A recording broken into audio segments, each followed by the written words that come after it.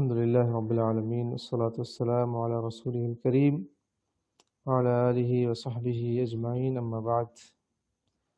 نکاح کے کچھ اہم مسائل سے ہمارا گزر ہوا الحمدللہ۔ اب اس سلسلے میں اور بھی کچھ اہم مسائل انشاءاللہ ہم پڑھیں گے۔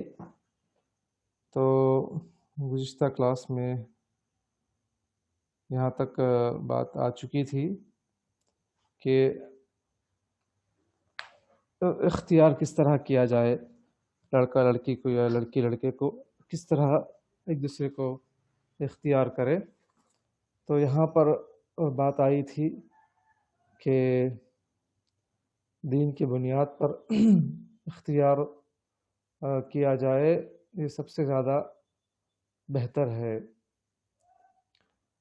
جیسے کہ اللہ کے نبی صلی اللہ علیہ وسلم نے بھی جو ہے فاطمہ بنت قیس رضی اللہ عنہا کو مشورہ دیا تھا کہ اسامہ سے شادی کرو، معاویہ سے بھی مت کرو، اور کوئی اور شخص صحابی تھے ان سے بھی مت کرو، چونکہ ان کے اچھے اخلاق ہیں، دیندار ہیں اور باصلاحیت ہیں، تو ان سے نکاح کرو۔ شیخ معذرت، ذرا ایک تھوڑا سا وہ تھا واضح کرنے کے لیے، جی ذرا اختیار سے ذرا لوگوں کے اوپر جا رہا ہو، مطلب اختیار کا سمجھائیے۔ یعنی یہ آخر لاسٹ کلاس میں ہم لوگ پڑھ لیے تھے، بس میں اس کو ریوائز ذرا نئے آنے والوں کے لیے بھی۔ جی یہ ہے کہ جو ہے اب آپ رشتہ طے کرتے ہیں تو کن چیزوں کو دیکھ کر رشتہ طے کریں۔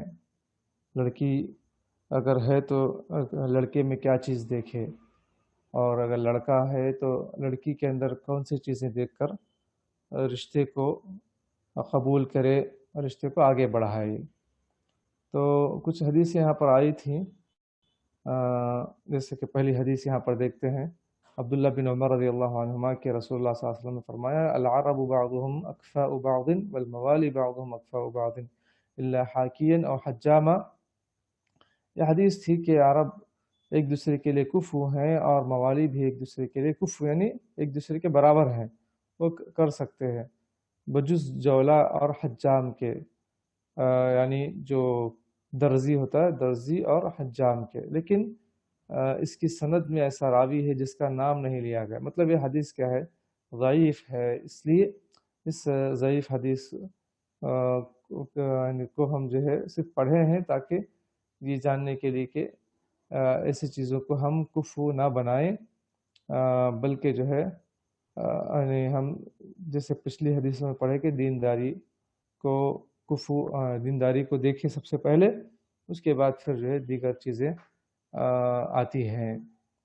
تو یہاں پر جو مختصر طور پہ ایک اور حدیث تھی کہ فاطمہ بنت قیس رضی اللہ عنہا کہ نبی کریم صلی اللہ علیہ وسلم نے ان کو یہ حکم دیا، یہ مشورہ دیا کہ انکحی اسامہ۔ جب وہ مشورہ کرنے کے لیے آئی تھی کہ جو ہے میرے لیے رشتہ آیا ہے، 3 لوگوں کا رشتہ ہے، یا پھر 2 لوگوں کا رشتہ لے کر آئی تھی، ایک معاویہ رضی اللہ عنہ، ایک اور صاحب۔ تو نبی صلی اللہ علیہ وسلم نے ان کے بارے میں فرمایا کہ جو ہے ان سے بھی نکاح مت کرو کیونکہ یہ بخیل ہیں، اور ان سے بھی نکاح مت کرو کیونکہ وہ ہمیشہ اپنے کندھے پر یعنی عصا رکھ کر پھرتے ہیں، یعنی بہت مارنے والے ہیں، تو اسی لیے اسامہ سے تم نکاح کرو۔ تو کہتے ہیں کہ یہاں پر شاید مصنف نے اس حدیث کو بیان اس لیے کیا کہ مسئلہ کفاءت میں دین کے سوا اور کسی چیز کا اعتبار نہیں کیا جائے گا، کیونکہ فاطمہ بنت قیس رضی اللہ عنہ قریش کی شاخ فہر کی معزز خاتون تھی۔ تو عرب میں یہ قریش ایک بہت مشہور قبیلہ ہے، معروف ہے اور معزز قبیلہ ہے، اس کے اندر کچھ شاخیں ہیں، تو وہ فہر کی شاخ سے جو ہے خاندان سے تھی اور بڑی معزز تھے، اور اسامہ رضی اللہ عنہ کے خود بھی غلام تھے اور ان کے والد بھی غلام تھے۔ تو آپ صلی اللہ علیہ وسلم نے یعنی ان سے نکاح کرنے کا حکم دیا، چونکہ پہلی حدیث میں کیا ہے، عرب سے ہی نکاح کرنا اور غلام سے ہی نکاح کرنا، اس حدیث سے معلوم ہوا تھا، لیکن حدیث چونکہ سند ضعیف ہے تو اس لیے دوسری حدیث لا کر یہ بتلایا کہ دینداری ہی اہم ہے. یہاں پر کوئی غلام یا پھر کوئی جو ہے یعنی جو عرب ہے تو اس طرح نکاح کر سکتے ہیں، اس کو ہم معیار نہیں بنائیں گے.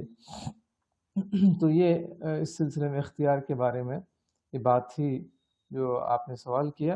اب اس کے بعد دیکھتے ہیں کہ آگے حدیث حضرت ابو ہریرہ رضی اللہ عنہ سے مروی کہ نبی کریم صلی اللہ علیہ وسلم نے فرمایا کہ اے یا بنی بیاضہ انکحوا ابا ہند وانکحوا الیہ وکان حجاما. ابو داؤد کی حدیث ہے، والحاکم بسند حسن.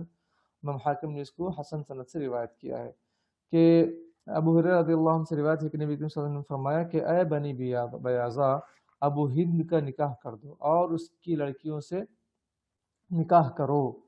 اور یاد رہے کہ ابو ہند حجام تھے. اسے ابو داؤد نے روایت کیا اور حاکم نے بھی روایت کیا، اور دونوں نے حسن سند کے ساتھ بیان کیا. یہ ابا ہند یعنی اس کا مطلب کیا ہے کہ اپنی لڑکیاں اس کے یہاں بیاہ دو، یعنی وہ حجام ہے، اس کی وجہ سے تم یعنی اس کی لڑکیوں سے نکاح کرنے سے مت رکو، بلکہ اس سے نکاح اس کی لڑکیوں سے تم نکاح کر سکتے ہو، نکاح کرو. نبی صلی اللہ علیہ وسلم نے ترغیب دی ہے وانکحوا الیہ، یعنی اس کا مطلب یہ ہے کہ اس کی لڑکیوں کو تم اپنے لیے پیغام نکاح دو، یعنی ان سے نکاح کر سکتے ہو، پیغام نکاح ان تک بھیجو. اسے محض اس وجہ سے خارج نہ کرو کہ وہ حجام ہے.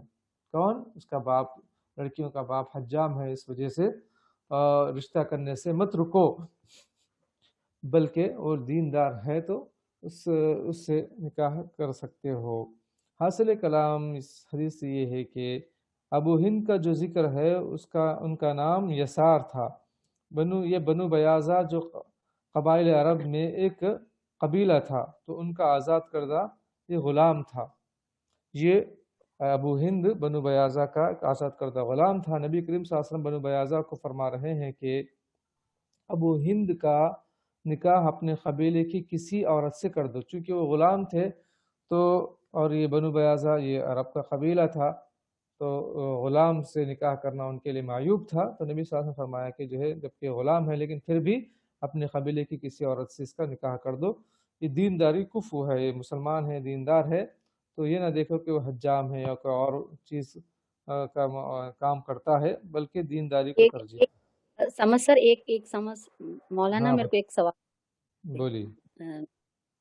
مولانا، دینداری کو دیکھ کر رشتہ کرنا ہے. اگر دیندار لوگ ہی تم کو دھوکہ دیے، دیندار لوگ ہی جھوٹ بولے یا کوئی بات چھپائے، تو اس کے لیے کیا کرنا چاہیے مولانا؟ وہ دینداری نہیں ہے جو دھوکہ دے، وہ دینداری نہیں ہے جو جھوٹ بولے، وہ دینداری نہیں ہے جو یعنی اپنی بات پر قائم نہ رہے. سمجھ رہے ہیں آپ؟ نہیں، بعض وقت رشتے مسجد سے ہوتے، بعض وقت رشتے دینداری کی بنیاد پر ہوتے، تب بعد میں پتا چلتا کہ یہ لوگ منافق ہے، جھوٹ بولے، دھوکہ دیے، تو کیا کرنا چاہیے مولانا؟ ایسے لوگوں کو کیا کرنا چاہیے؟ وہی بتا رہا ہوں نا کہ جو ہے ایک تو ایک تقدیر کا مسئلہ ہے، قسمت ہے. دوسرا یہ ہے کہ اگر اس طریقے سے کوئی اپنے آپ کو اچھا ظاہر کرے جبکہ وہ اچھے نہیں ہیں تو وہ گنہگار ہیں اور دھوکہ دینے والے دھوکہ باز ہیں. تو پھر ایسے لوگوں کو سزا ملے گی ضرور. دنیا بھی اللہ سزا دے گا اور آخرت میں بھی اللہ تعالیٰ کو اگر توبہ نہیں کرے، اپنی اصلاح نہ کرے تو اللہ تعالیٰ ضرور ان کو اس کا بدلہ دے گا، ہے نا. جو فَمَن يَعْمَلْ مِثْقَالَ ذَرَّةٍ خَيْرًا يَرَهُ وَمَن يَعْمَلْ مِثْقَالَ ذَرَّةٍ شَرًّا يَرَهُ. اگر کوئی ذرا برابر بھی جو ہے اچھائی کرتا ہے تو اللہ تعالیٰ اس کو دنیا میں بھی اچھا رکھتا ہے اور آخرت میں بھی اس کو اچھا بدلہ دیتا ہے. اگر اس طریقے سے کوئی ذرا برابر بھی برائی کرتا ہے تو اس کا بدلہ تو ضرور ملنے والا ہے، دنیا میں بھی ملے گا اس کو. ہاں، ہو سکتا ہے اس میں تاخیر ہو سکتا ہے، یا پھر اگر وہ توبہ کر لے، اپنی اصلاح کر لے تو الگ بات ہے، لیکن آخرت میں تو ضرور ان کو بدلہ ملے گا. اگر ایسے لوگوں سے بدلہ لینے کی کوشش کریں گے تو ہم عاجز ہیں. ہم اللہ تعالیٰ سے دعا کریں اور اس کی اصلاح کی کوشش کریں، چونکہ ہم اگر بدلہ لینا چاہیں تو مشکل ہے. اس طریقے سے اختلافات مزید بڑھ جائیں گے اور پھر جو ہے خوشیاں ہونے کے بجائے جو ہے تنازعات میں رشتے وہ جو ہے تبدیل ہو جاتے ہیں. تو اس طریقے سے ہو سکتا ہے بہت سے لوگ جو ہے نکاح کے وقت میں اس طرح دینداری کو بہت دکھاتے ہیں، بعد میں آگے چل کر جو ہے وہ اپنی ایسی ایسی چیزیں ظاہر کرتے ہیں جو دین کے بالکل خلاف ہے. تو ایسے لوگوں کے بارے میں بس یہی ہے کہ یہ نفاق ہے یا ان کے اندر، یا پھر جو ہے دین کے اندر سستی کاہلی کمزوری ہے. دین کو صرف نام لیتے ہیں، دین کا نام لیتے ہیں، لیکن عمل سے وہ بالکل پیچھے ہیں. اور ایسے لوگوں کو اللہ تعالیٰ سے ڈرتے ہوئے توبہ استغفار کرنا چاہیے اور فوراً اپنی اصلاح کرنا چاہیے. اللہ تعالیٰ عالم. بات سمجھ میں آئی آپ کو؟ بات تو میرے پہلے سے سمجھ میں تھی مولانا، مگر جی اپن ان لوگوں کے خلاف اگر کچھ بھی نہیں کریں گے تو یہ دینداری کے نام پہ اور ایسے کئی لوگوں کو دھوکہ دیتے رہیں گے. جب مسجد سے جڑے ہوئے لوگ ایسا کریں گے مولانا ایک منٹ تو ایک منٹ ایک منٹ ہماری گفتگو چونکہ ایک یعنی کتاب ہم پڑھ رہے ہیں، وہ کتاب پڑھنے کے بعد اس طرح کے مسائل انشاءاللہ ہم لوگ بعد میں گفتگو کریں تو زیادہ مناسب ہے، کیونکہ سبق سے متعلق یہ سب چیزیں نہیں ہیں. مولانا میں جیسے بھی سمجھ، جی کیونکہ ہاں جی یہ تھے کہ جب بات چل رہی تھی دینداری کی تو میں نہیں بولی بالکل ٹھیک ہے، اس کے بعد مولانا ہر کلاس کے بعد میں تھوڑی دیر ایسے لوگوں کے لیے درس ہونا ضروری ہے مولانا. دیکھیے ایک جی چیز تو درس تو ہم دیتے ہیں، لیکن جو ہے یعنی ان کے یعنی جو زیادہ گنہگار ہوتے ہیں تو گناہوں کا جو ہے گناہ جو ہے اتنے ان کے دلوں پر پھیل جاتے ہیں، سیاہی پھیل جاتی ہے کہ اثر ہی نہیں ہوتا ایسے لوگوں کو. بس اللہ تعالیٰ ہی توفیق دینا یا ان کے اندر امین. احساس ہونا. فَإِن تَابَ کیا ہے فَإِن تَابَ وَاسْتَغْفَرَ نُزِعَ قَلْبُهُ، اس طریقے سے حدیث میں ہے کہ اگر گناہ کرتے کرتے جو ہے پھر جو ہے یعنی اس کے اللہ تعالیٰ سے توبہ کرتا ہے احساس ہونے کے بعد، استغفار کرتا ہے، تو پھر اللہ تعالیٰ اس کے گناہ کے دھبے کو دل سے مٹاتا ہے، پھر اس کو توفیق ملتی ہے حق بات سننے کی، سمجھنے کی. لیکن اگر کوئی جو گناہ ہی کرتا رہے اس کو احساس تک نہ ہو تو اور توبہ بھی نہ کرے اور گناہ کو چھوڑنے کا ارادہ بھی نہ کرے، تو پھر جو ہے وہ گنہگار اتنا ہو جاتا ہے کہ اس کے دل پر سیاہی پھیل جاتی ہے. پھر جو ہے اس کو چاہے کتنا بھی اس کے سامنے اچھی اچھی باتیں کرو، بات سمجھ میں نہیں آتی، وہ بات اس کے دل پر اثر نہیں کرتی. تو ایک صحیح سچے مسلمان، سچے اللہ سے ڈرنے والے بندے پر بات اثر کرتی ہے. لیکن ایسے لوگ بہت کم ہوتے ہیں، بس اللہ تعالیٰ ہی ان کو توفیق دینا. ہاں اگر اللہ تعالیٰ توفیق دینا چاہے تو پھر اس وقت اثر ہوگی بات، اور وہ خود بھی اپنے اندر تبدیلی لانے کی سوچنا ہے، تب چل کر جو ان کو توفیق بھی ملے گی. بس ہم اللہ سے ہی دعا کرتے ہیں اور ہدایت کی، اور ایسے لوگوں کو اللہ سے ڈرنا بھی چاہیے کہ لوگوں کو دھوکہ دے. بہرحال یہاں پر ہماری جو گفتگو چل رہی تھی دین کے متعلق، تو دینداری کو ترجیح دیں. اور ہو سکتا ہے کسی کے ساتھ ایسا جو ہے سخت رویہ ہوا ہو، لیکن اکثر ایسا نہیں ہوتا. تقریباً الحمدللہ جو واقعی دیندار ہوتے ہیں تو وہ لوگ ایسے چیزوں سے دور رہتے ہیں. لیکن کچھ لوگ ایسا ہوتے ہیں کہ جو ہے جو دین کے نام پر لوگوں کو دھوکہ دے کر جو ہے پریشان کرتے ہیں، اس کی وجہ سے دوسرے لوگ بھی دینداری کو ترجیح دینا نہیں چاہتے. یعنی مطلب یہ کہ دوسروں کے لیے بھی جو ہے ایک رکاوٹ کا سبب بنتے ہیں دین کے نام پر. تو ایسے چیزوں سے واقعی جو ہے نقصان ہے، ایسے لوگوں سے نقصان ہے. تو آئیے ہم اپنے درس کی طرف چلتے ہیں. تو یہاں پر جو بنو بیاضہ جو قبیلہ تھا عرب کا، اس کا غلام تھا آزاد کردہ ابو ہند. تو وہ جو حجام تھے، تو نبی صلی اللہ علیہ وسلم نے فرمایا کہ جو ہے پہلے تو ان کا یہ نکاح کرا دو کسی اپنی خاندان کی عورت سے. اس طرح رسول اللہ صلی اللہ علیہ وسلم نے نسب کے بت کو پاش کر دیا، کیونکہ وہاں پر اس وقت حسب نسب کا بہت زیادہ چرچا تھا. یعنی اپنے خاندان کی، اپنے قبیلے کے، جیسے آج بھی عرب میں اور خود ہمارے ہندوستان میں بھی جو عرب قبائل ہیں وہ اپنے ہی قبیلے کی خاتون سے شادی کرنا چاہتے ہیں، یا پھر اپنی لڑکی ہے تو اپنی جو ہے خاندان کی، اپنے ہی قبیلے کی، اپنے ہی جو ہے نسل کے لوگوں سے رشتہ کرتے ہیں. تو یہ بہت ہی غلط بات ہے. میں جب قطر میں تھا 2-3 سال پہلے، تو وہاں پر ایک جو وہاں کے جو عرب جو شیخ تھے، وہاں پر جو خطبہ دے اسی ٹاپک پر خطبہ دیے تھے، جو سلالہ کے لفظ پر انہوں نے استدلال کیا، نہیں مطلب یہ کہ یہاں پر یعنی لڑکیاں اتنا جو ہے اتنی بڑی بڑی عمر کو پہنچ چکی ہیں، ان کے رشتے نہیں ہو رہے ہیں، لڑکے اتنی بڑی بڑی عمر کو پہنچ چکے ہیں، ان کے رشتے نہیں ہو رہے ہیں۔ اس کی وجہ انہوں نے بتلائی کہ یہی کہ ہم لوگ دیکھتے ہیں کہ جو ہے وہ ہمارے ہی فخذ سے ہونا، ہمارے ہی مطلب خاندان سے، قبیلے سے، ہمارے ہی جو ہے نسل سے، اسی طرح اگر رشتہ ملا تو کرتے، لیکن نہیں تو سالہ سال تک بوڑھے ہو جاتے ہیں لیکن رشتہ نہیں کرتے۔ تو انہوں نے یہی کہا کہ یہ بالکل غلط ہے، اور کئی مثالیں دی اس سلسلے میں۔ ایک صحابی جو بالکل کالے کلوٹے تھے اور نبی صلی اللہ علیہ وسلم کے پاس آئے، اللہ کے نبی صلی اللہ علیہ وسلم مجھے نکاح کرنا ہے، میری شادی کرائیے، تو آپ صلی اللہ علیہ وسلم نے ٹھیک ہے فلاں کے گھر جاؤ۔ تو وہاں پر جانے کے بعد بولے کہ ان کے ماں باپ سے کہو کہ میرا نکاح آپ کی لڑکی سے کرا دو، اللہ کے نبی صلی اللہ علیہ وسلم نے بھیجا ہے۔ تو وہ جا کر کھٹکھٹاتے ہیں، کہتے ہیں، پوچھتے ہیں کون، تو کہتے ہیں کہ فلاں میں ہوں، اللہ کے نبی صلی اللہ علیہ وسلم کے پاس سے آیا ہوں، نبی صلی اللہ علیہ وسلم نے مجھے آپ کے گھر بھیجا ہے، آپ کی لڑکی کا نکاح مجھ سے کر دینے کے لیے کہا ہے۔ تو ماں باپ ایک دم حیران ہو جاتے ہیں ان کو دیکھ کر، اور بہت پریشان ہو جاتے ہیں، مشورہ کرتے ہیں اور کہتے ہیں کہ جو ہے بات تو صحیح ہے، اللہ کے نبی صلی اللہ علیہ وسلم نے کہا ہے، لیکن ہم کیسے کریں گے، کیا ہے۔ تو اندر سے لڑکی یہ گفتگو سنتی ہے ماں باپ کی اور کہتی ہے کہ نہیں، رک جاؤ، اللہ کے نبی صلی اللہ علیہ وسلم نے اگر یہ رشتہ بھیجا ہے تو مجھے منظور ہے۔ وہ صحابی بالکل غریب صحابی تھے اور کالے کلوٹے تھے، لیکن پھر جو ہے وہ خاتون جتنی دیندار تھی، وہ دین کی بنیاد پر اس نے نکاح کو ترجیح دی، اور پھر وہ والدین بھی راضی ہو گئے۔ پھر اس کے بعد ان کا نکاح ہوا، تو اس کے بعد وہ اتنی خوشی سے مطلب خوشگوار زندگی گزری ان کی آپس میں، اور اتنی مالدار ہو گئیں اور بہت زیادہ صدقہ و خیرات کرنے والی ہو گیا خاتون۔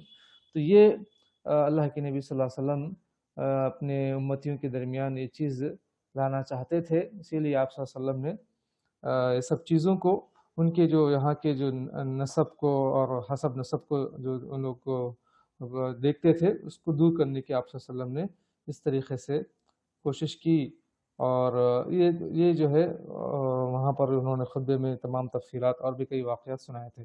تو آج بھی لوگوں میں حسب و نسب کی بنا پر جو ہے سال ہر سال تک رشتے طے نہیں ہوتے، جبکہ دیندار رشتے اچھے سے اچھے آتے ہیں ان کے قابل، لیکن وہ لوگ اس کو ترجیح نہیں دیتے۔ تو یہ سب چیزیں غلط ہیں۔ صحابہ کرام رضی اللہ عنہ مجمعین میں سے حضرت عبد الرحمن بن عوف رضی اللہ عنہ جلیل القدر اور غنی یعنی مالدار صحابی، جن کا تعلق عرب کے سب سے معزز قبیلہ قریش سے تھا، اپنی ہمشیرہ یعنی اپنی بہن حالہ کو بلال حبشی کے نکاح میں دے کر نسب کے فخر کو توڑا۔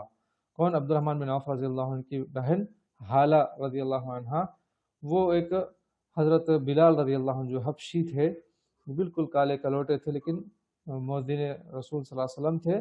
تو انہوں نے کیا کیا، اپنی اس حسب نسب کے جو فخر تھا عرب میں اس کو توڑ ڈالا اور اپنی بہن کا نکاح ان سے کر دیا۔ اور خلیفہ ثانی حضرت عمر رضی اللہ عنہ نے اپنی لخت جگر حضرت حفصہ رضی اللہ عنہ کو رسول اللہ صلی اللہ علیہ وسلم کے حرم میں داخلے سے پہلے، یعنی آپ صلی اللہ علیہ وسلم سے نکاح کرنے سے پہلے، حضرت سلمان رضی اللہ عنہ پر پیش کیا۔ جو سلمان فارسی تھے، عرب نہیں تھے، فارس سے آئے تھے، ایران سے آئے تھے۔ تو لیکن وہاں پر جو ہے اس کے بعد پھر نبی صلی اللہ علیہ وسلم سے نکاح ہوا، تو یہ جو پیشکش کی عمر رضی اللہ عنہ نے حسب و نسب کو توڑنے کے لیے۔ ان مثالوں سے ثابت ہو رہا ہے کہ حسب و نسب اور حسن و جمال اپنی جگہ بڑے اہمیت کے حامل تو ہیں، مگر دینداری کے مقابلے میں ان کی حیثیت دوسری ہے، ثانوی ہے۔ تو پہلے دینداری کو دیکھ کر، اگر دیندار ہے تو پھر یہ سب چیزیں دیکھیں، لیکن جو ہے سب سے پہلے اگر ہم حسب نسب دیکھیں تو پھر جو ہے دینداری نہیں ہے، تو پھر یہ غلط بات ہے۔ اس کے بعد کی حدیث دیکھتے ہیں، عن عائشہ رضی اللہ عنہا۔ اچھا، ہم لوگ یعنی طلبہ پڑھ رہے تھے حدیثیں، بڑا اچھا لگ رہا تھا کہ آپ پڑھ رہے ہیں اس کو۔ آپ میں سے کوئی آگے بڑھے اور حدیث پڑھے؟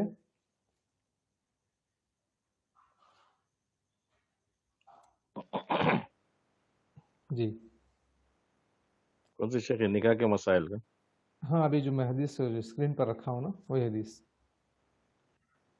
بسم اللہ الرحمن الرحیم۔ وعن عائشہ رضی اللہ عنہ اور اس کے کیا حضرت نہیں دکھ رہا اسکرین پر. عن عائشة رضی اللہ عنہا قالت خیرت خیرت بریرۃ علی علی زوجها. زوجها حين عتقت. جی متفق علیہ.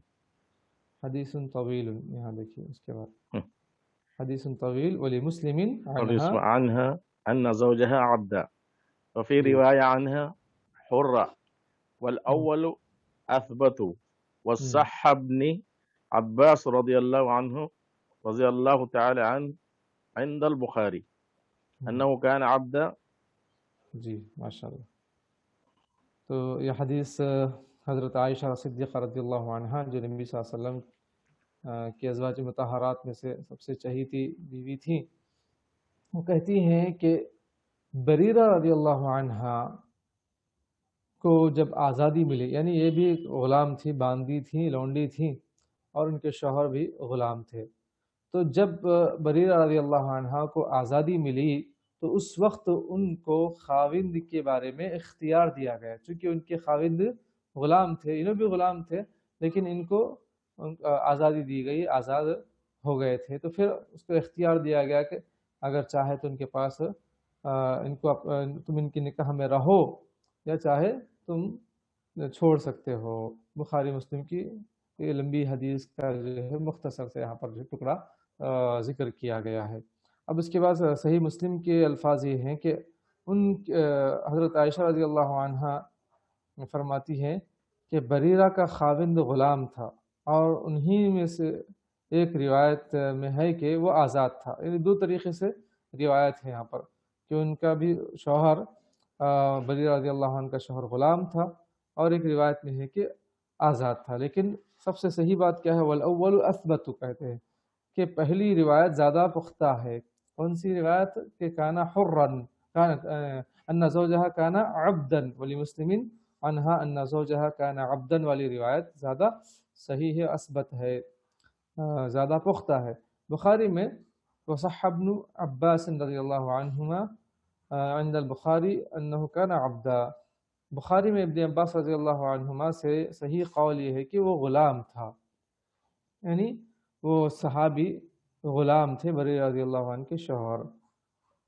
اب یہ حدیث دلیل ہے کہ آزاد ہونے کے بعد عورت جب کہ اس کا خاوند یعنی شوہر ہنوز یعنی اب تک غلام ہو تو شوہر کے بارے میں وہ خود مختار ہے، وہ عورت خود مختار ہے، چاہے اس کی زوجیت میں رہے چاہے نہ رہے. اس پر سب کا اجماع ہے. اختلاف اس صورت میں ہے کہ جب کہ وہ آزاد ہو، یعنی شوہر بھی آزاد ہو، بیوی غلام تھی آزاد ہوئی، تو ایسے وقت میں اختلاف ہے علماء کے درمیان. ایک قول کے مطابق عورت کے لیے کوئی اختیار نہیں، چونکہ وہ غلام تھی آزاد ہوئی، اور پہلے سے وہ شخص غلام تھا، آزاد تھا. اچھا، اور اسے اسی خاوند کی زوجیت میں رہنا ہوگا. یہ رائے جمہور کی ہے. اور یہ بھی کہا گیا کہ اگر وہ آزاد ہے تو اختیار کا ثبوت اس کے لیے ہے. اچھا، اسے ابن قیم نے اختیار کیا، یعنی اگر وہ آزاد ہے تو اختیار کا ثبوت اس کے لیے ہے. یعنی اگر وہ آزاد ہو گئی تو پھر اختیار ثابت ہے. یعنی دو طرح کے اقوال ہے. اچھا، معلوم رہے کہ یہ حدیث بڑی عظیم شان ہے. اپنی کتابوں میں علماء نے کئی مقامات پر اس کا ذکر کیا ہے، اور خود مصنف نے اس سے بہت سے مسائل کا استنباط کیا ہے جن کی تعداد 122 تک پہنچتی ہے. تو امام ابن حجر رحمہ اللہ تعالیٰ نے اس حدیث سے کئی مسائل استنباط کیا. اب یہاں پر ایک طویل حدیث ہے، یعنی بریرہ رضی اللہ عنہ کے شوہر شاید مغیث تھے. تو بریرہ رضی اللہ عنہ جب آزاد ہوئی تو نبی صلی اللہ علیہ وسلم سے جا کر پوچھی، تو آپ صلی اللہ علیہ وسلم نے ان کو کہا کہ ٹھیک ہے، اختیار ہے، چاہے ان کے ساتھ رہو چاہے نہ رہو. تو وہ آزادی چاہتی تھی، یعنی ان کے زوجیت میں رہنا نہیں چاہتی تھی مغیث رضی اللہ عنہ کے، یعنی اپنے شوہر کے، کیونکہ وہ غلام تھے. نبی صلی اللہ علیہ وسلم نے اختیار دیا تھا، ٹھیک ہے تمہاری مرضی، رہنا ہے رہو ان کے ساتھ، یا چھوڑنا ہے چھوڑو. تو وہ چھوڑنا چاہتی تھی، لیکن یہ صحابی ان کو چھوڑنا نہیں چاہتے تھے، یعنی اپنی بیوی کو، اپنی اہلیہ کو. اب یہ صحابی اتنے ان کے دیوانے اور پاگل ہو گئے تھے مغیث رضی اللہ عنہ اپنی بیوی کے، کہ مدینے کے گلیوں میں وہ روتے ہوئے ان کے پیچھے پیچھے پیچھے پیچھے جاتے تھے، اور وہ پلٹ کر نہیں دیکھتی تھی، ان کے پیچھے پیچھے جاتے تھے۔ تو اس طریقے سے مغیث رضی اللہ عنہ ان کو چاہتے تھے، تو آخر کار انہوں نے چھوڑ دیا اپنے شوہر کو۔ تو یہاں پر یہ مسئلہ معلوم ہوتا ہے کہ اگر کوئی غلام ہے، پھر آزاد ہوئی خاتون اور اس کا شوہر اگر غلام ہے، تو ایسی صورت میں عورت کو اختیار ہے، اگر چاہے اس کے ساتھ رہے چاہے نہ رہے، اس کی اپنی مرضی ہے۔ اس کے بعد ایک اور حدیث دیکھتے ہیں، اگر کسی کے پاس سمجھ لیں کہ دو بہنیں نکاح میں ہیں، ایک ہی شخص کے نکاح میں دونوں بہنیں ہیں، تو کیا اس کو ان دونوں کو ایک ساتھ رکھنا جائز ہے یا جائز نہیں ہے؟ یہ مسئلہ ہے۔ حدیث کی روشنی میں ہم دیکھتے ہیں، حدیث پڑھیں کوئی۔ عن الضحاک بن فیروز الدیلمی رضی اللہ عنہ کی جو حدیث ہے پڑھیں۔ میں پڑھوں شیخ؟ ہاں پڑھی۔ بسم اللہ الرحمن الرحیم۔ عن ابی رضی اللہ تعالی عنہ قال قلت یا رسول اللہ انی اسلمت وتحت اختان وقال رسول اللہ صلی اللہ علیہ وسلم طلق ایتہما شئت۔ طلق ایتہما شئت، طلق طلق لام پہ کسرہ ہے، تو نہیں دیکھو طلق، لام پر نیچے جو تشدید کے نیچے زیر ہے دیکھیے۔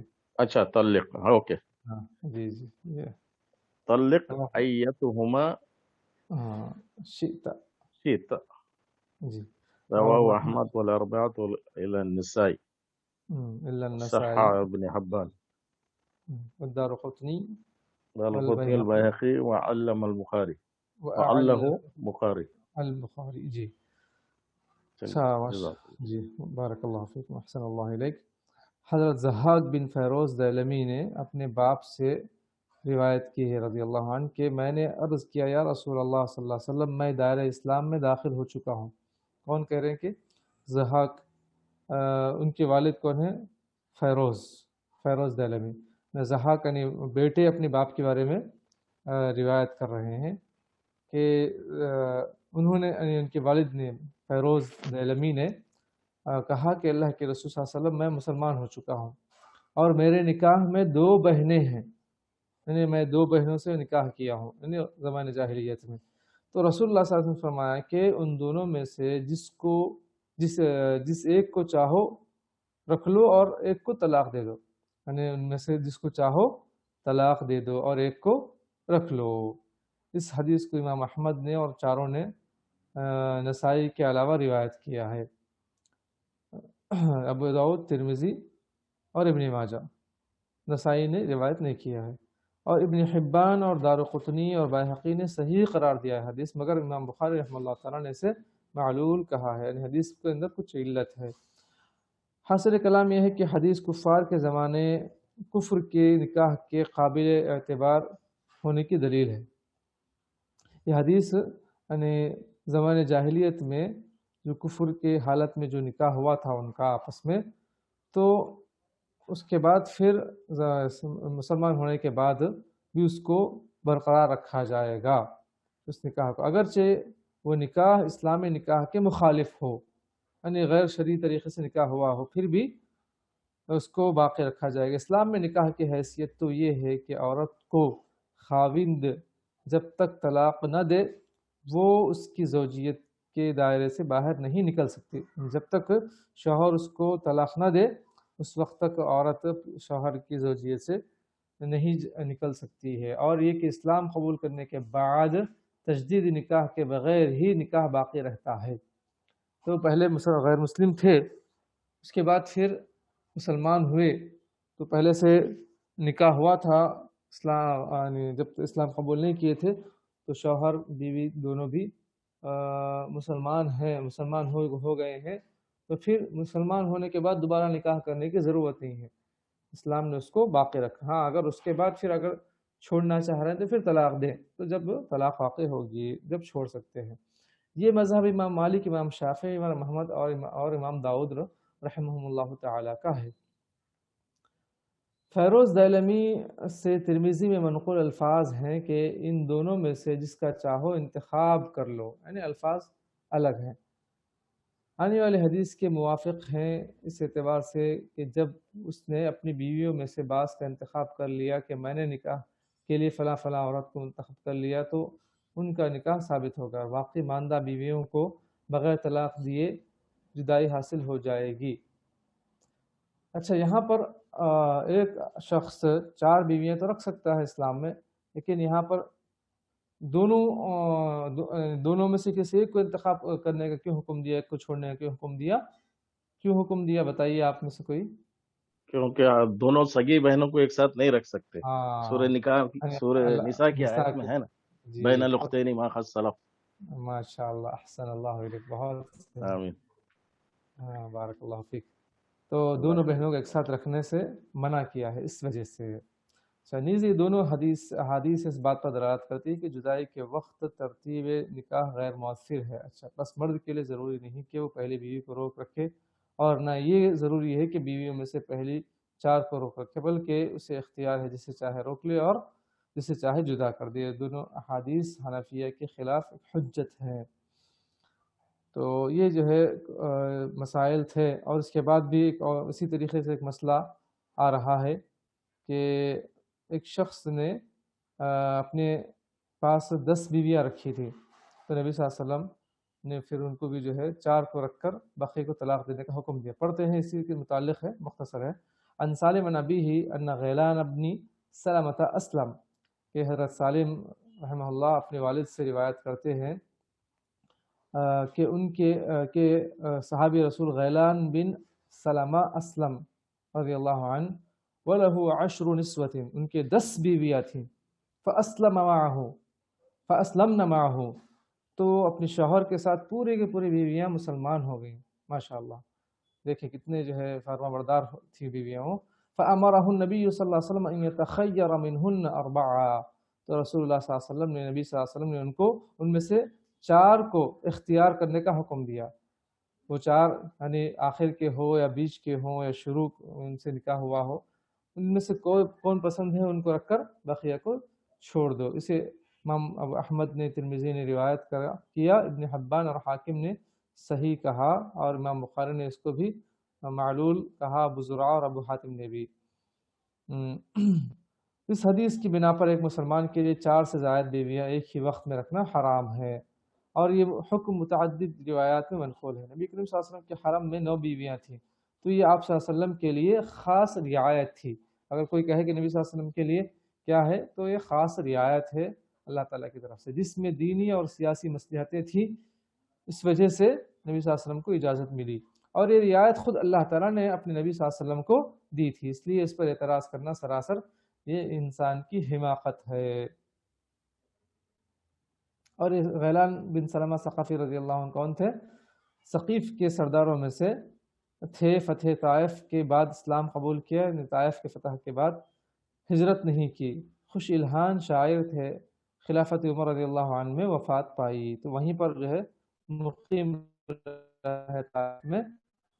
اس کے بعد پھر جو ہے یعنی نبی صلی اللہ علیہ وسلم نے جب اسلام قبول کیا تو ان کو 10 میں سے 4 کو رکھ کر 6 کو طلاق دینے کا حکم دیا تھا۔ تو یہ کچھ نکاح کے سلسلے میں کچھ مسائل ہیں، انشاءاللہ آنے والے درس میں اس کے بعد کے مسائل پڑھیں گے۔ واللہ تعالی عالم، وصلی اللہ وسلم وبارک علی نبینا محمد وعلی آلہ وصحبہ اجمعین۔ تو کفو کے متعلق یا اختیار کے متعلق ہم کچھ مسائل پڑھ رہے ہیں۔ واللہ تعالی عالم، وآخر دعوانا الحمد للہ رب العالمین، وصلی اللہ علی نبی الکریم۔